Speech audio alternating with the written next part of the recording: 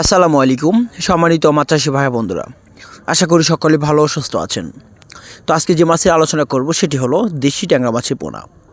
এখন যে মাছের পোনাগুলো দেখতে পাচ্ছেন আপনারা ট্যাঙ্কিতে, এই মাছের পোনাগুলো হলো কেজিতে 1400 থেকে 1500 পিস, 1 কেজিতে দেশি ট্যাংরা মাছের পোনা।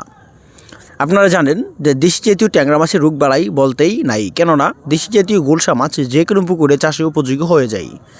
এই মাছগুলো আপনারা এককভাবে চাষ করতে পারেন, এককভাবে এমনকি আছে এই মাছের সাথে অন্য কাপ জাতীয় মাছ বা ভ্যারাইটিস মাছের পোনা চাষ করতে পারেন। দেশি জাতীয় ট্যাংরা মাছ আপনারা পুকুরে চাষ করতে হলে দেখা যাচ্ছে কাপ জাতীয় মাছের সাথে চাষ রাখার চেষ্টা করবেন। দেখা যাচ্ছে অন্য কাপ জাতীয় ভ্যারাইটিস মাছের সাথে প্রতি শতাংশে 200 থেকে 150 পিস করে মাছ গুণনে করে কালচার করার চেষ্টা করবেন। তাহলে দেখা যাচ্ছে অন্য কাপ জাতীয় মাছ যখন বেচবেন তখন সেই মাছের পোনাগুলো তল অবস্থায় থেকে মাছের পোনার শীষ দিয়ে অথবা জাল টান দিয়ে এই মাছের পোনাগুলো আপনারা ধরতে পারবেন পুকুর থেকে।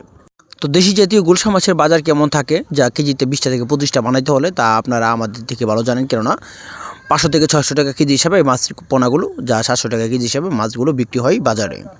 তো দেশি জাতীয় গুলশা মাছের পোনা যদিও আপনারা দেখা যাচ্ছে পুকুরে ছাড়েন, সেই ক্ষেত্রে খাবার দিতে হবে বাসন্ত পরিমাণ ফিট খাবার। যদি আপনারা দেখা যাচ্ছে অন্য কাপ জাতীয় ভ্যারাইটিস মাছের সাথে কালচার করেন, সেই ক্ষেত্রে আপনাদের এই মাছের খাদ্যটা লাগবে না, কেননা অন্য কাপ জাতীয় মাছকে যে খাবারটা দিবেন সেই খাবারটা খেয়েই এই মাছের পোনা জীবন নির্বাহ করে টিকে রাখতে পারবে।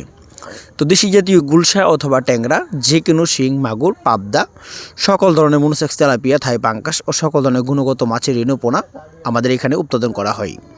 তো তার পাশাপাশি বাংলা কাপ জাতীয় রুই, মৃগেল, সিলভার, কালীবাস, গনিয়া, কাতল, বিকেট, সরপুটি, কার্ফু, মিনার কাপ সকল ধরনের গুণগত মাছের রেণুপোনা আমাদের এখানে উৎপাদন করা হয়। সঠিক মাছের পোনা